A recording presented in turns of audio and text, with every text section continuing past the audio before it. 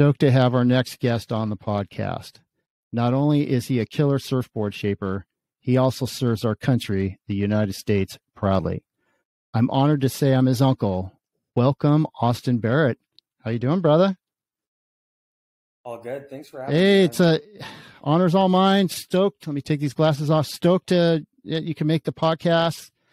You're an awesome, outstanding individual, and I think the public needs to know who the heck you are at least a little bit more. Well, at least somewhat. So let's kick it off, Austin. So for those listening, Austin Barrette is our guest, and he happens to be my nephew of all things, but I'm proud of this young man. He's 24, right? 24?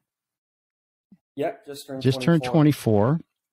And he is an unreal surfboard shaper. He's living in San Diego, but he also serves our country via the United States Army. So I think he's a good person to listen to as far as any young people out there that are trying to figure out what they want to do in life or hear what someone else their age is doing, aspiring to achieve goals, etc. So Austin, I'll let you kick it off.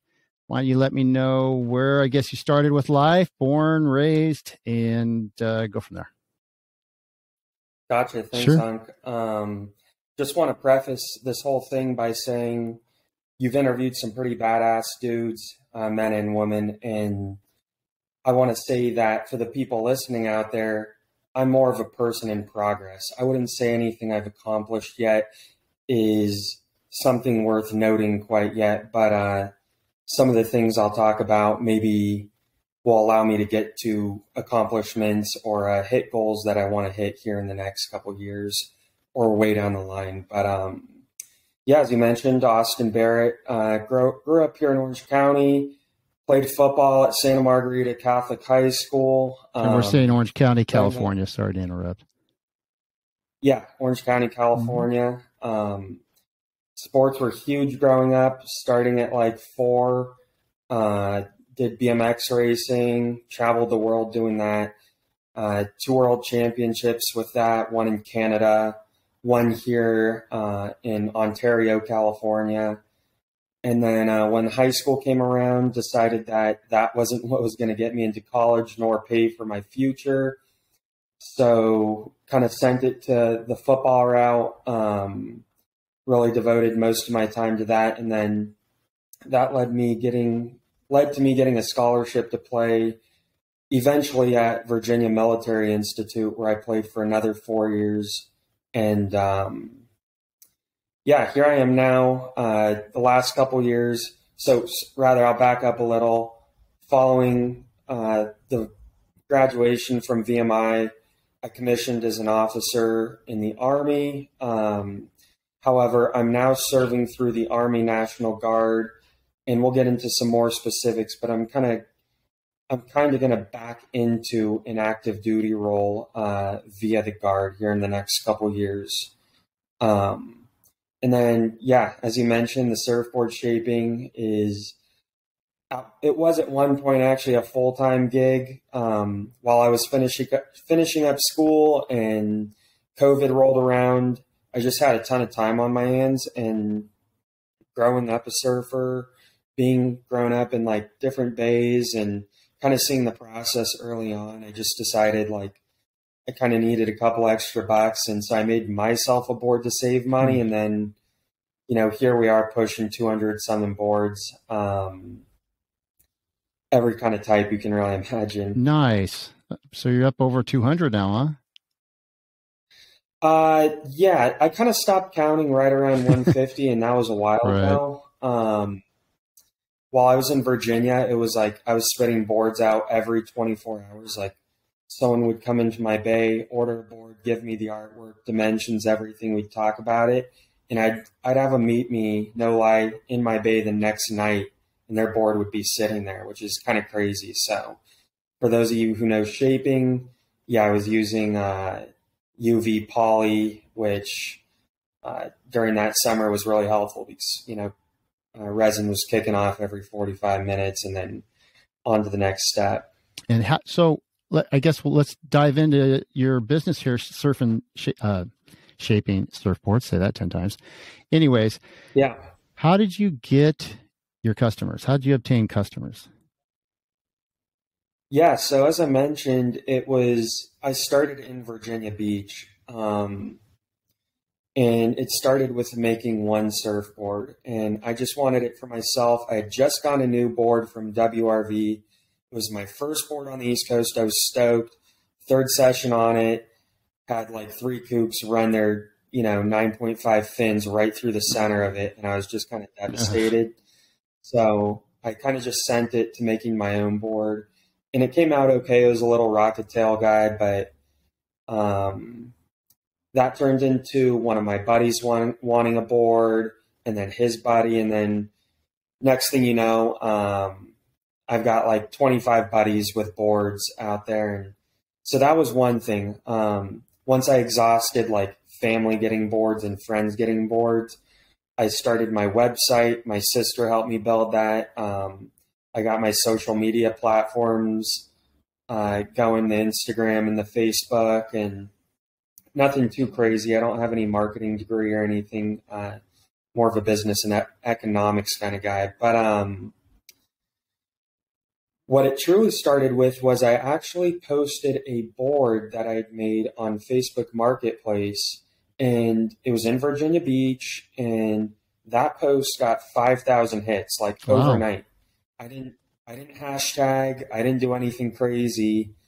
The followers just kind of came all of a sudden, and next thing you know, it was just one order after the next. And then I kind of had to filter through at that point who I actually wanted to make boards for. So that turned into making boards for Virginia Beach being a really big military town, similar to like living in Oceanside. It turned into making some boards for some Navy guys. Then we were going to church out there, and a bunch of those dudes were like team guys. So at one point I was making them for a lot of the team guys out there. And for those that don't, and that, like, sorry to interrupt, for those that don't know what you mean by team guys, who are those guys? Yeah, we're talking like some of the SEALs out there, which was really cool because at the time, just finishing up school, getting ready to commission into the Army, I was kind of trying to put myself in the best shape of my life, because I knew I had some APFTs or physical tests coming up that would kind of help me with my branch and what I'm going to do in the military here down the road. And so it turned into, hey, I'll make you a board for the cost of materials. Let's wake up at 3 a.m. and go. Well, actually, I wasn't the one who said, let's go wake up at 3 a.m. Let's go train. And that turned into, hey, we're getting up at 3 a.m. Meet me at the pier, and we're going to go swim a mile, then, bear crawl that mile back or something, in the pitch black. But, so yeah, Virginia Beach was a really cool experience. And, out there, my style kind of evolved, because I think my first couple boards were so suited for me that 6.0 by like 20.5 performance groveler, if you will, that, ultra, popular quiver killer, if we will. And that, while I was in Virginia Beach, the waves are so small out there and so inconsistent. It was logs, mid-lengths, fishes over and over and over. I mean, I can't tell you how many iterations my single wing fish has been through at this point. And then, I guess we can bridge that into longboards and just developing a couple different models of longboards to suit different levels of riding. And here we are now. And since I've been in San Diego, I really you probably saw my social media just the other day, just kind of opened shop to the public here. Finally got my bay dialed in. And now it's all of a sudden performance boards, performance fishes, and like one log. So, better waves out here for those that are listening. California is, Florida gets Virginia, that area can get better on certain swells and hurricane, of course, but obviously Pacific is generally seen a lot better. And Austin, that's actually good that you're able, as a surfboard shaper and surfer, to experience both sides of the country. So you can take your experience of shaping boards on the East Coast with kind of gutless, slow, grovelly waves, and then implement that into your ideas with, more powerful, fast way. I mean, we definitely get our lulls here and slow, crappy waves, but you're able to listen, I guess, from experience, able to listen to your customers a lot better, right? Because you can truly hear it's one thing to listen to somebody, but it's one thing to intently listen and hear what they're truly stating. And you can conceptually go, yeah, he wants that or she wants that, right? Based upon your experience on East Coast, West Coast versus and what they want, whether fish, gravel boards, high performance, longboard, etc. I think to that point, I've made it really easy on myself because part of the experience of getting a board from me is I really want to have a connection between myself and the person I'm shaping for. Hence the reason I could go work in any factory right now and production shape all day long, do 150 boards a month, whatever. But when someone gets a board from me, they're immediately invited into my bay before they even come. We're doing a WebEx meeting or a Zoom meeting rather, and I'm designing that board through my CAD software right in front of them so they can kind of see exactly what's going to go on when we hit the bay. We get to the bay and they're hands-on in there as well. Are they fine-tuning the rails or putting the concaves in? To a degree, I think I'm doing a lot of the finishing work, but will I let someone get some runs in with my planer and, put some of the higher grits on it and really allow them to feel like what's really at the core of their surfboard? Yes. And it's never been one time something. If you see where I break down my costs of boards, which are already, almost undercutting the market, if you will, I've never included any sort of charge for that to happen. And the reason is because when I started making my own boards, my surfing level went way through the roof. And I think when people can see what's under their feet and listen to what I have to say about the expectations of that board and what they're looking for, they can almost predict what that board's going to do in the critical section of the wave, and it allows them to surf a little bit better. Awesome. Well, and from speaking from your uncle's perspective, who's been surfing about 38, 39 years, I've had a lot of different surfboards from different shapers and a just crap ton of boards. And you actually, I'm sure there's guys out there that could have done this with me, but you're the first guy I was able to sit down and bro down with you over the computer and do that, which was awesome. So Austin is currently shaping me a longboard for those little gutless days and also for my boys. And he literally spends the time to sit down, break it with you, and go fine tune it. He intently listens to what you want, what you're into, what's your concerns. Have you thought about this, blah, blah, blah. And then dial it in dimension wise before Austin goes into that bay and starts shaping, which is awesome. And I'm sure obviously there's shapers out there doing that, but Austin really prides himself in listening and taking care of his customers. So for those listening out there, it's awesome. So a little biased, but I'm also speaking from big time experience of, again, 39 years now. So good job, brother. So due to time constraints and whatnot, that's sick. That's awesome. Congrats. I'm super stoked for you on what you're doing. And by the way, Austin's bay is killer. He's got it dialed in. He's got a couch sitting out front where people can sit and watch him work. It's kind of like a full-on sideshow, which is really cool. He's very welcoming. I mean, sometimes shapers get in this mindset groove and wall themselves off into the cave and do their thing, and they're like, leave me alone. And I get it. That's fine. But Austin is just a different flavor, which is cool.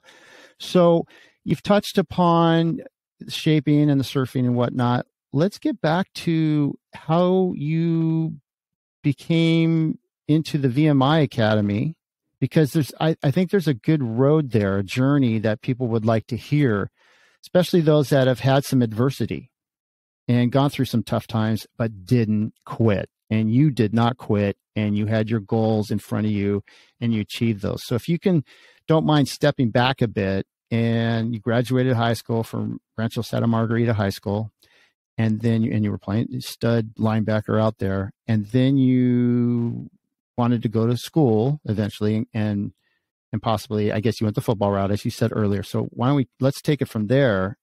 So what happened? Where'd you go first? Yeah, so we'll back it way up. As you mentioned, 2016 graduated high school. I graduated with officially 0 offers to play football in last minute. I mean, we're talking almost summertime before before college. I get a call from Montana State that they got the spot on their roster and I can come play for them. And so my biggest goal was to have college paid for. I kind of watched my sister and some friends, just kind of rack up college debt, and it just wasn't my vibe. Football is obviously something I have a slight passion for, and I trained for a long time to be able to perform at the level I did, to play at a Division I school. And for those listening, I'm only 5'11", and I mean, when I was in college, I was up to like 225, 230, and 0 body fat though. Dude, come on, solid chunk right there. Yeah. So I was putting up some weights, but I think the background and BMX racing was what allowed me to run fast, and strength, and nothing too important. It came down to more of a work ethic kind of thing, which we'll get into later. But anyways, yeah, so I played that first year at Montana State. Outdoor stadium, practice outside. We're talking coldest winter in 25 years there. I remember December or January rolled around and we were practicing, and it was negative 21 degrees there for like 2.5 weeks at one point.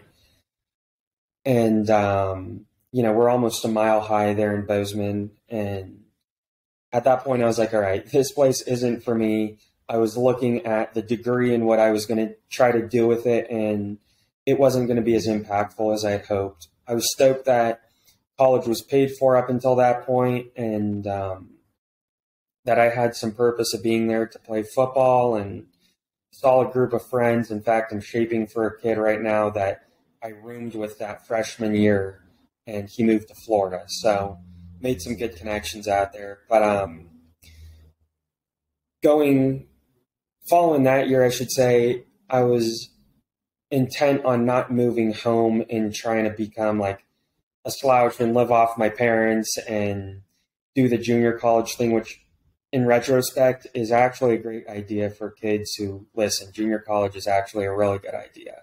It gives you some more time to think about what you want to do and not throw yourself into a huge amount of debt. But luckily, I had made some connections from high school with other college teams, and the big one I wanted to pursue was West Point. My personality in general is kind of standard for the military. I think I've always been that kind of type A personality, not a big partier. I just kind of enjoy working with a sense of purpose. And so I wanted to go the military route, but not enlist was the big thing. And so, yeah, I sent it, called up the coaches at West Point.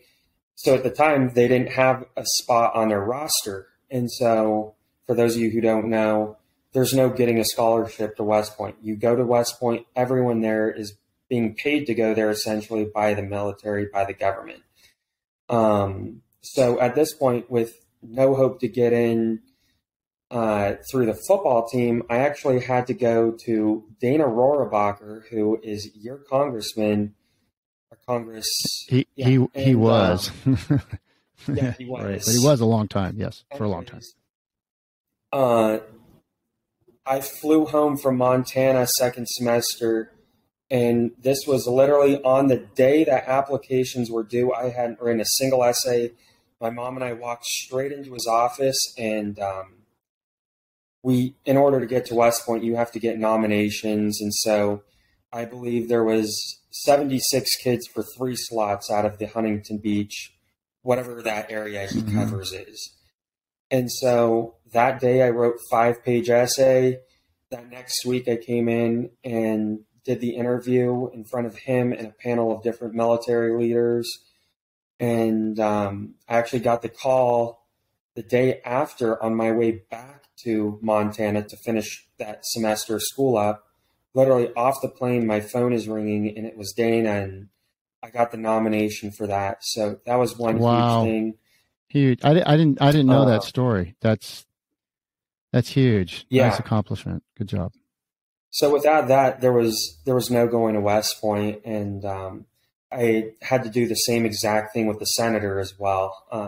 I didn't walk into his office, but networking and interviews and everything, they're just making sure that you're prepared to lead after college. There's a ton of kids who want to go there for the academics, but they don't realize once you graduate from a prestigious academy like West Point, you're now in charge of soldiers.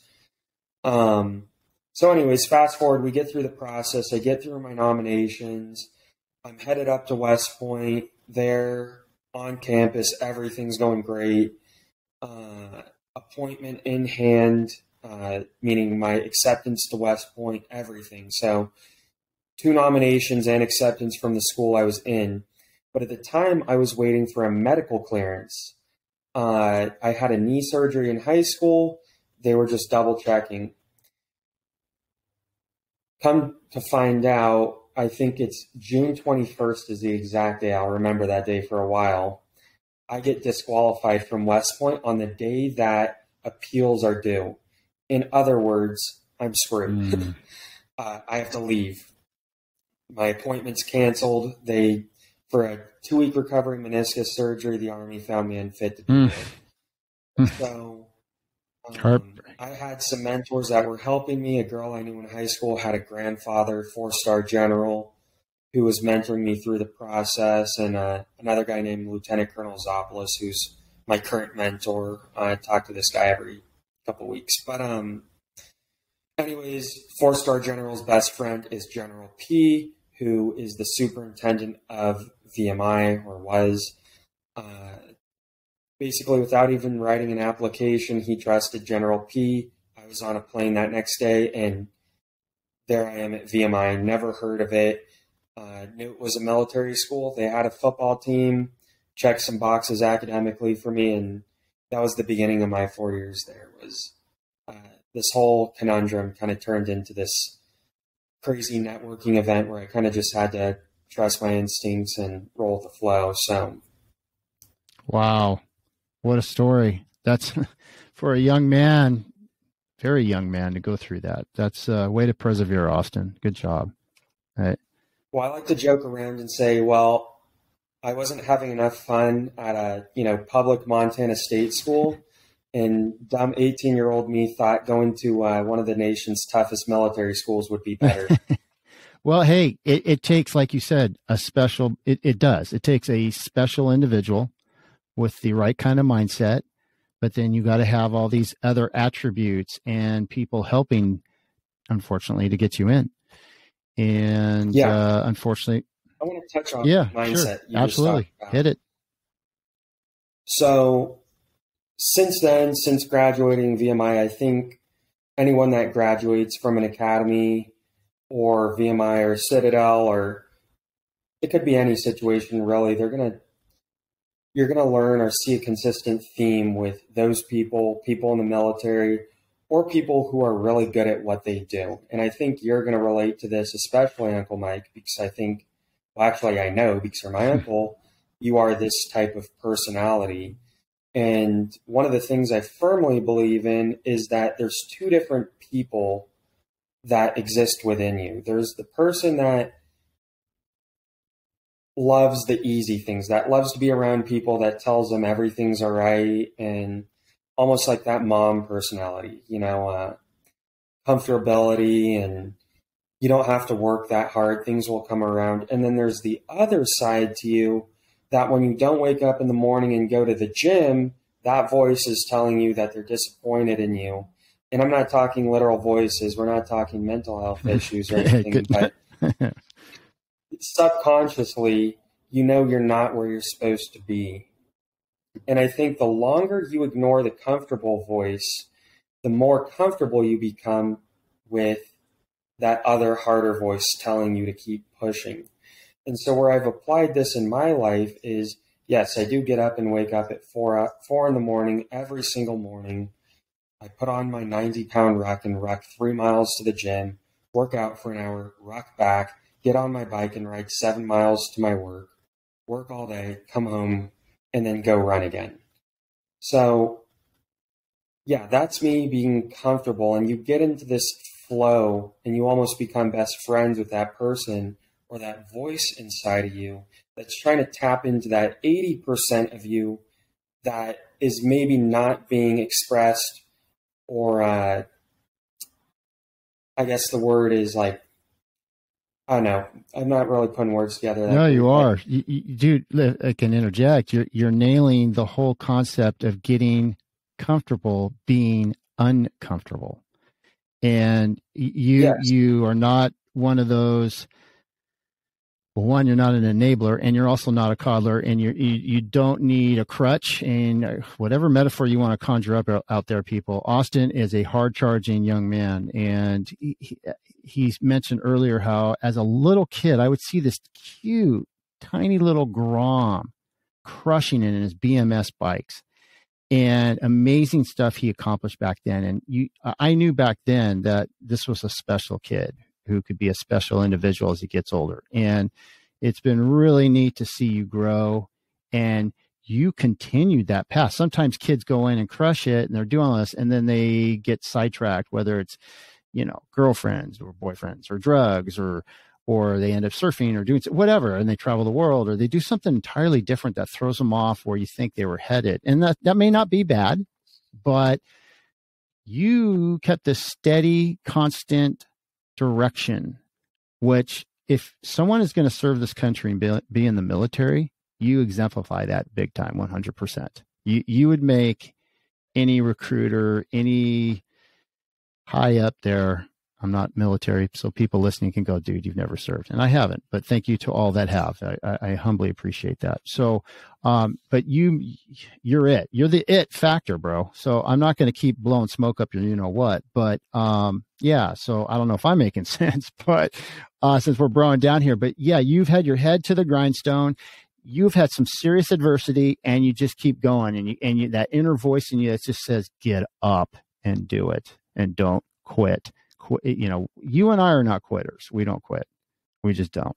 And you have that warrior gene in you. I see it. And, just mentioning what your daily, I don't even know if you'd call it a grind, just your daily, I would say your daily routine that you enjoy doing, which to most people would be, oh my God, no way. After one day they would quit.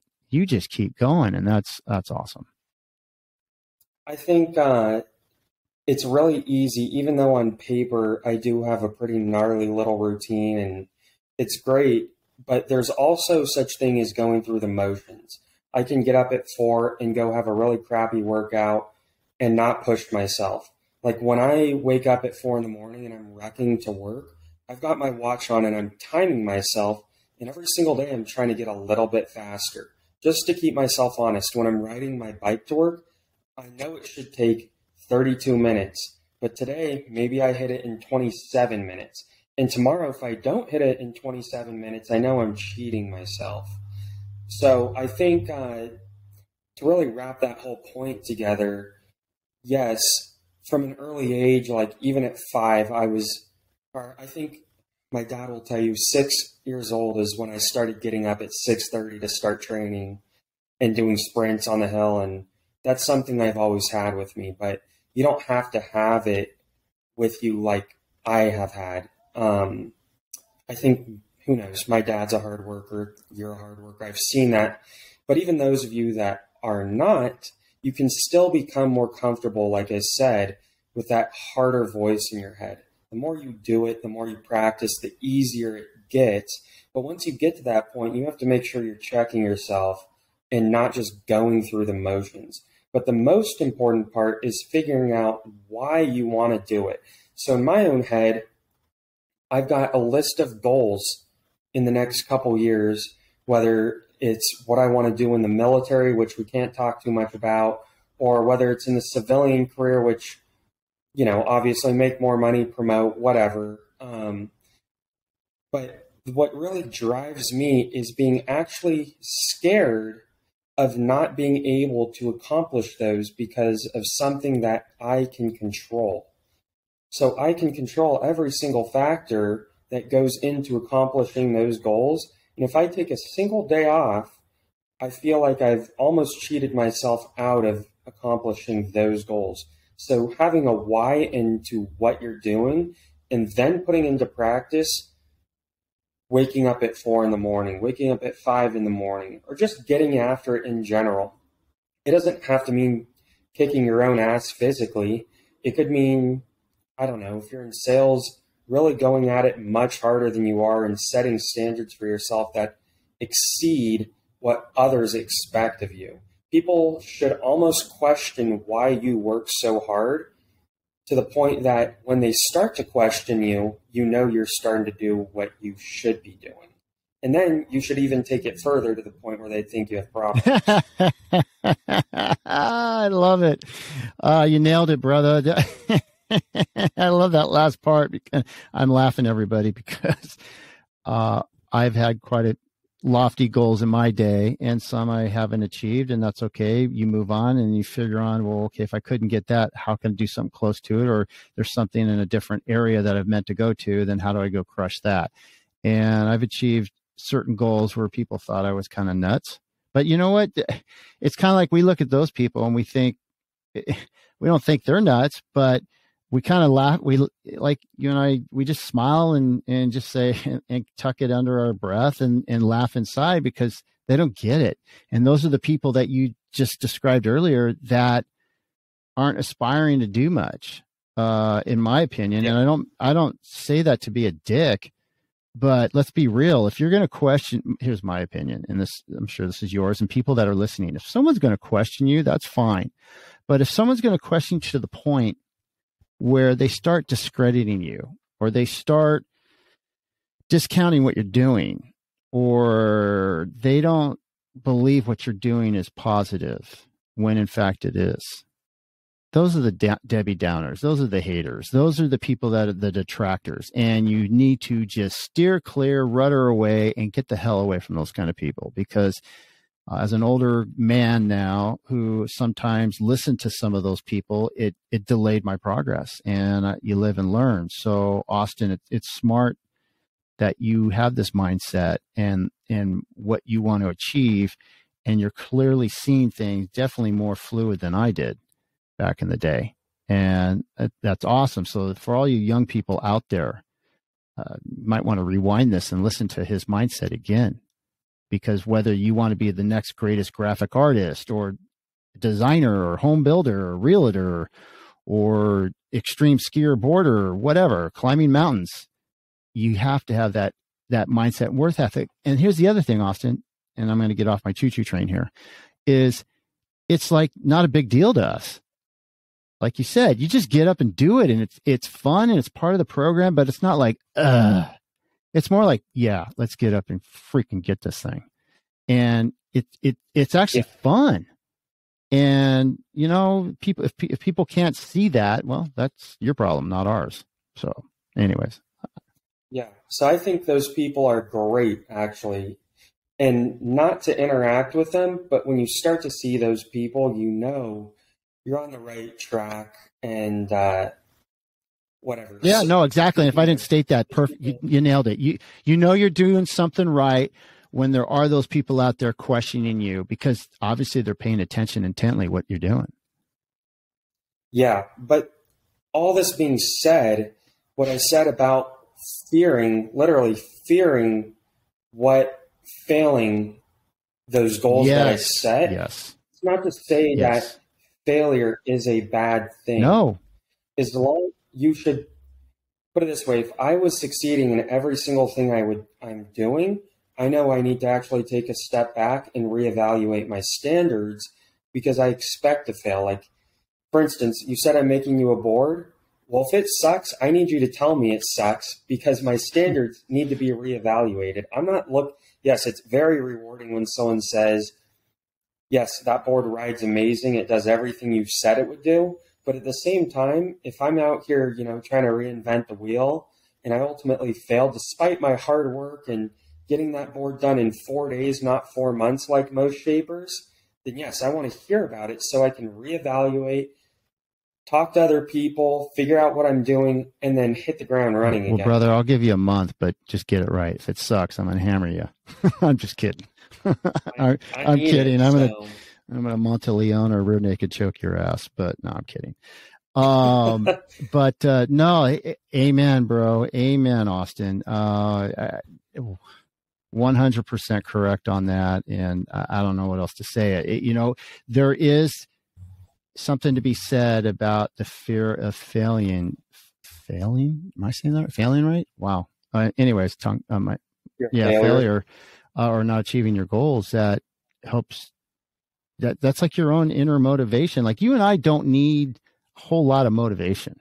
We have it. We just do it. Yeah. I listen to read certain books, and I've heard certain speakers, but I'm not one of those that just constantly, I don't need to put the music on to exercise. I don't need to listen to some motivational speakers going, get it. Let's go, Peloton, get it. Yeah. Shut the freak up. It drives me nuts when I hear commercials like that. I don't need that shit. Pardon my language. And this is X-rated anyway. So I just freaking get up and do it. And kudos to you, because that's what you do. And here's the other thing. I really appreciate your humbleness at the beginning.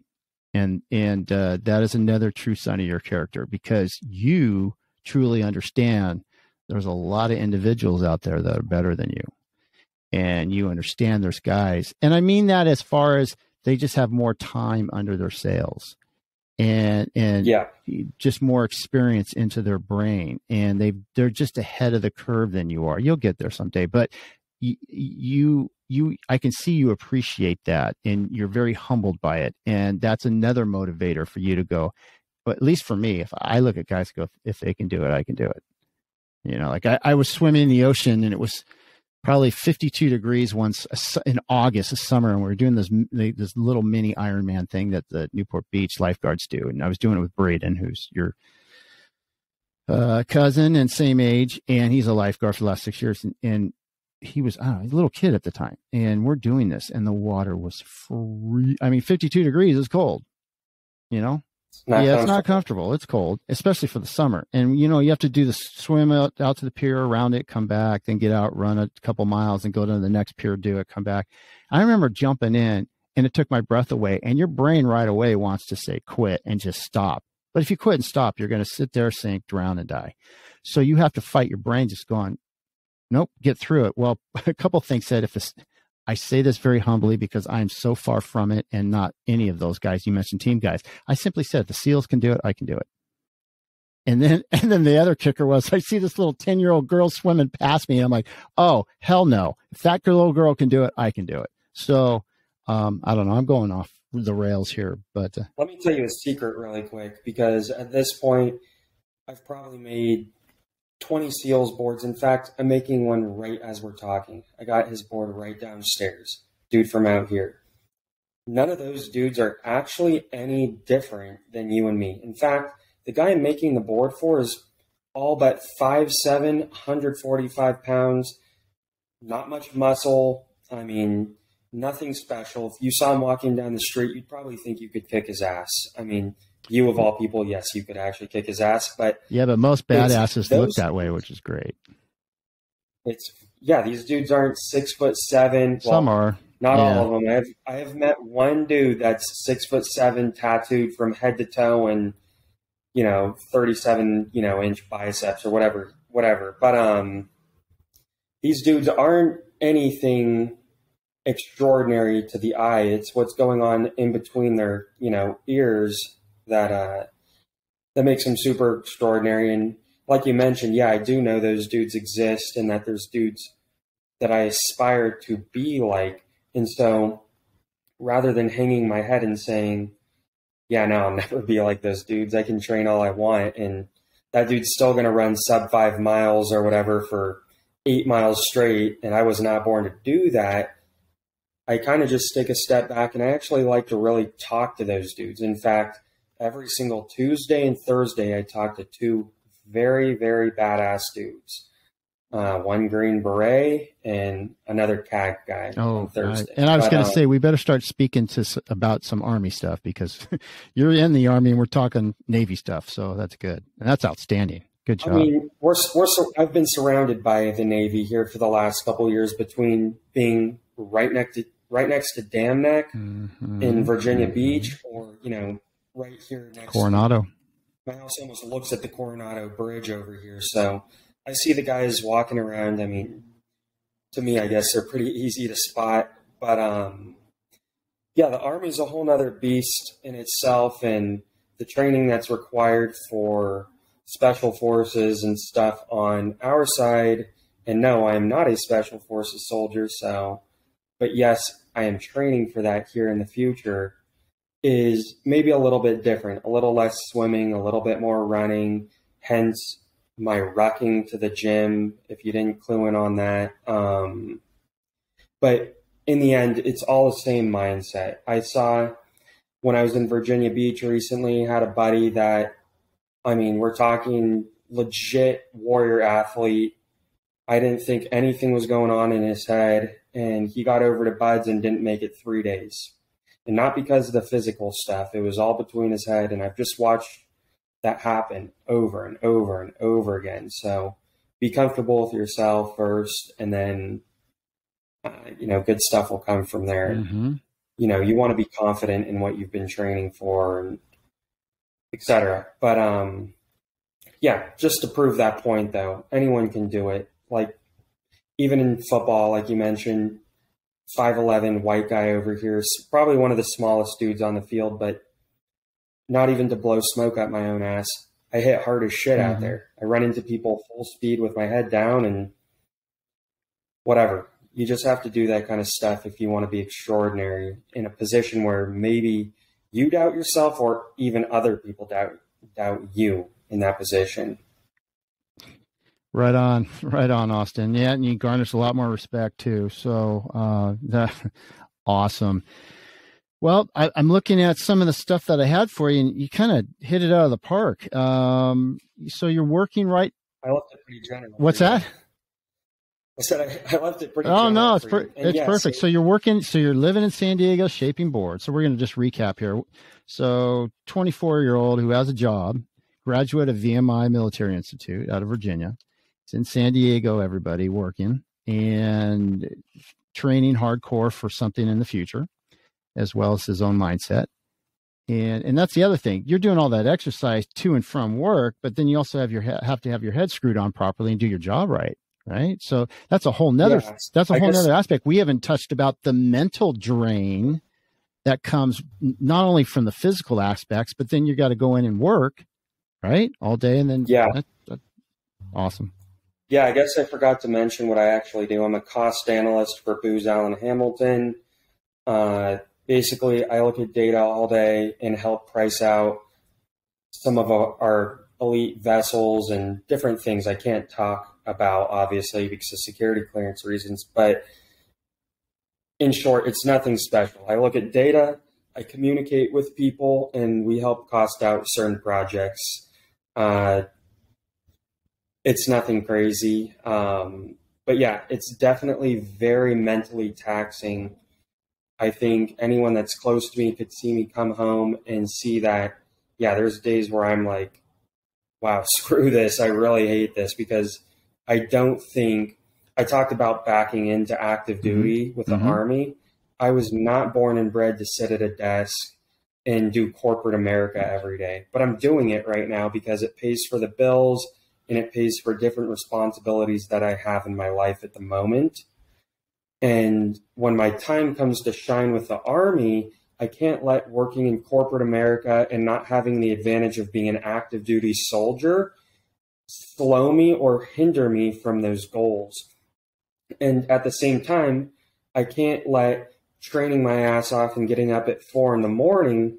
be an excuse for not performing at work too. So it's just a constant competing with yourself, and that voice inside of you will continue to tell you or ask you if you're going through the motions.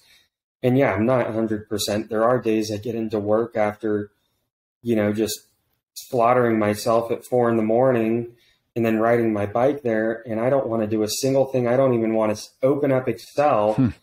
And I'd rather just pull up YouTube and watch surf videos or look over surfboard designs and stuff. And I guess this is going to kind of flow into why I do surfboards. And that is because when I come home, I'm exhausted. Before or after I go on my run, I get in my bay, I take my blank, I trace it out, cut that template, and then from there, blank, empty. I've shaped enough boards at this point so that I don't have to consistently think in there or stress about what I'm doing. I actually call my bay the Zen zone. It just kind of evens me out. So if anyone gets a board from me and they come in my bay, I'm not going to be some crazy uptight guy. I only listen to reggae music. We're talking Ayaterra, Collie Buds. I just saw Sensi Trails last weekend over here in San Diego. And I think that actually brings kind of a unique character. Me as a person, it's kind of unique that I probably bring that to a table militarily. A lot of the dudes that are under me are, 17, 18-year-old kids from Kentucky or Georgia that this is their first time out of the house. And here I am listening to reggae music while I'm doing military training. It just it really ties the knot on finding a balance between go, go, go and, letting your brain relax, because that is crucial. You can't be go, go, go 24/7. You do have to rest. And for me, that is shaping surfboards, and that's why I do it, and that's why I like it. And I can still challenge myself in there and creating the best boards I can. I see dudes on Instagram or Facebook or whatever, and just some crazy work, like, 6-channel double wing twin fins with all sorts of cool glass. And that's stuff that I consider like calming me down. It's not something I have to stress or worry about. But at the same time, I can challenge myself and progress my own work too.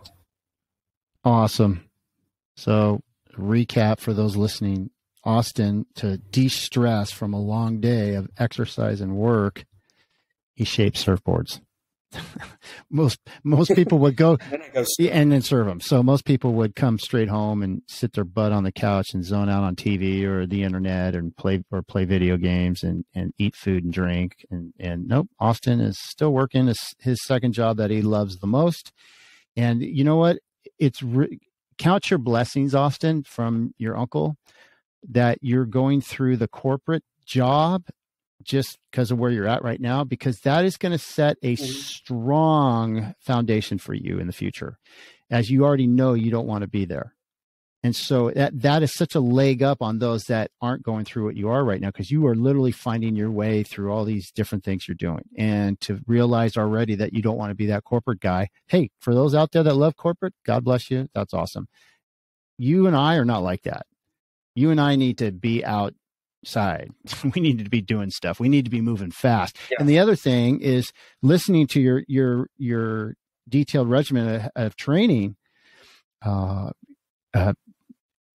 As you get older, you'll have to change things up a bit, and hopefully you won't experience some bad injuries and whatnot, which you've already had with your knee, but you'll learn that you have to tailor down your exercise routine so certain days you'll go full blast 100. The next day you're going to go, you'll have enough in your tank where you still feel like you could go a whole nother, you leave things in the tank, and you'll learn that you know that, and that'll be crucial for you. It's good you're going through all this trial and error stuff and experimentation right now, because when you get in, hopefully, to where you want to be in a couple of years from now, your head is going to be it's going to be screwed on so much better than some dude that just graduated high school and went straight in the military and started, or her, and working themselves up, which is fine too. It's just, hey, bottom line is we all try to get that proper groove and work it, right? And I think it's awesome what you're doing.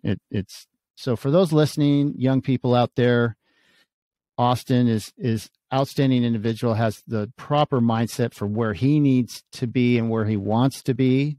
But for those that They're just like, hey guys, you guys are way too type A for me. I just want to get a surfboard, go surf and chill and do my job. Well, hit Austin up and get a killer surfboard, because the man's experience from anything, like he said, fishes, twin spins to, the grovelers working their way up to performance boards, and then we used to say wrong board or long board. So, and you're shaping me a killer wrong board, long board. That's performance. And I hate doggy boards. So, I'm looking forward to that. That's sick. But yeah, take your time, bro. Do not rush on our behalf. So take your time. But that is sick that you're getting bored. I'll have the blank on Thursday, and that thing will be shaped by Thursday night. That's funny. It will be, I will have the bottom coat on it by Friday night. Wow. Don't even get me started. Nice. So. Well, hey, maybe I'll be able to ride it Christmas morning. So Christmas Day. Oh, you'll have it. It'll be nice and cured, right? It'd be nice and hard and cured and ready to go. So that's awesome. So Austin, since we're going to part now due to time, again, I really appreciate your time today. And I know it's taken away from shaping and doing your other activities. How can people get a hold of you? They want to get a surfboard. Yeah, I got a couple different avenues. Instagram is the big one. Barrette Surfboards. For those of you listening, it's Barrette, and then Surfboards. Just Google it. I have the website, so if you do Google it, my site will pop up. And on all avenues of social media and stuff, there should be a box that says communicate. On my website, I know it's the last tab. On my Instagram, it says contact. You can hit that there. It'll shoot you my email or number. One of the two is fine. Facebook, same thing. I get back to you almost immediately. Like I said, I've had people order a board on a Wednesday, literally introduce themselves to me on a Wednesday. And then if I have the materials in hand, have their board Thursday night. But in this case, I've actually transitioned from poly to epoxy, which now takes a day at a time per step because I need to let that epoxy cure, which takes a little longer because my workshop won't allow me to glass poly, or else all of downtown South Park will smell poly. I just get shapes done efficiently. There's not a day where that board's not being touched in some way. So that's huge turnaround. So epoxy boards that turned around, you're turning them around in days. And I'm giving you, that could be weeks, but you're doing them days versus guys who are like, yeah, you'll get it in a month or two. So, and now. Yeah, industry standard right now is 6 to 8 weeks plus. Yeah, that's fair to say. Definitely. Absolutely. So you're on it. So you guys think about just all the issues we're having from the pandemic with COVID to all the boats just sitting there floating in the ocean to getting supplies. And Austin is hustling, not letting things delay him. He's finding solutions and getting them done for you. So again, if you need a board. And it's all bio too. Yeah. There you go. My epoxy is bio. Foam is algae. Trying to do some sustainable stuff too. And you'll start to see this, Uncle Mike. I'm going to start using that leftover resin to make knife handles. Nice. Some cool stuff in the works. Yes. We like our tools. We like our tools. Yes, we do. Nice. Awesome. We got to get you back in the group training too, if you can make that sometime. Yeah. So in closing, I think I see some pretty heavy water moving behind you. Austin is sitting on a couch and he has a picture a picture behind, which I believe is from your uncle Jesse Brosa. Jesse, what up? Yep. Aloha. And that looks like some heavy big wedge right there. Like big. Yeah. Unc Jess took these pictures. I saw him post, I forget when the last big wedge swell, that's what this was from. And if you go follow his page too, insane photographer. He's got one of those just gnarly cameras that are, lenses as long as your arm or whatever. And but I got a couple pictures. He's got a good eye too. That's the key for a photographer. Jesse has a really good eye for things, which is good. Well, Jesse's from the Big Island of Hawaii, grew up out there, so no stranger to seeing a good wave. I actually made his daughter Gracie a wrong board, long board, 8-6er. But some of his pictures are just all world-class stuff. And as you can see, I mean, I don't even know if this computer screen does it justice, but it's beautiful. It lights up my whole room. Nice. The one in my bedroom is just nuts. It's a black and white wedge picture looking straight into the jetty. Yeah, Duke can take a picture, and he certainly has the vision and knowledge of where to be, like a stationary Clark Little or something, if you know who that is. Just ridiculous photography. Oh, yeah. But, yeah, I just got this for my birthday. Literally, Mom just dropped it off at this place. This thing's been on my wall for 4 or 5 days. Oh, nice. Well, mahalo to Jesse for you. Did I miss your birthday? It was October 20th. No, I think I hit you up. I was like, damn. Yeah, you did. Okay, good. Whew. Yeah, it was 24. I tried to tell my mom, like, hey, it's just. Yeah, 24. No, wait, what the heck? We celebrated your freaking birthday at your uncle's in Laguna and watched that killer sunset. Yeah, that was. Yeah, what the? Jeez, my brain is buttered today. Yeah, no, we celebrated your birthday. Hey, when you have 3 kids and then you got all these your nephews and stuff. I don't know, whatever. So, Austin, outstanding, bro. Hopefully people, I think, are going to get some good stuff out. Hopefully they should get some good stuff out of this. I appreciate your time, your candor, what you could state. Thank you so much. Outstanding mindset, unbelievable. And the goals you have accomplished and that you have set out, rooting for you big time and obviously supporting you, and look forward to seeing you in the water as well as on the mat or on the bags. Yeah. Yeah, for sure. And I mean, thanks for talking me up. I mean, don't deserve any of it, like I said. And it's been awesome as a 24-year-old to see and look up to people like yourself who are honestly everything that I already talked about. So you're really the one being humble. So if I had to say anything to anyone, go find someone. It doesn't have to be your uncle. I just got lucky this time. That really shows kind of some of the stuff I talked about, and really try to model yourself after that. And that'll give you some direction if you really don't know where to start. Right on. Thanks, Austin. I humbly appreciate that. That is super, super cool. Good thing most people won't see this video because my eyes are getting red. So thanks, brother. Well, Uncle Mark, you didn't know, everyone is the biggest badass. No. He has not prefaced this in his podcast. Someone has to say it, and I'm here to be that guy. So. Thanks, man. It's the true badasses that are the ones that I learned from and that I train with. I'm just a fun-loving guy who likes to train and has been a victim of crime a couple times and takes that personally and to heart and wants to not be, anyways. We'll talk about it on another podcast, but hey, thank you. I appreciate that, Austin. Thank you, man. So awesome, brother. Sure. Good job. Have a great week. And thanks again for your time. Yeah. All right. Love you, brother. Take care. All right. Love you. Bye.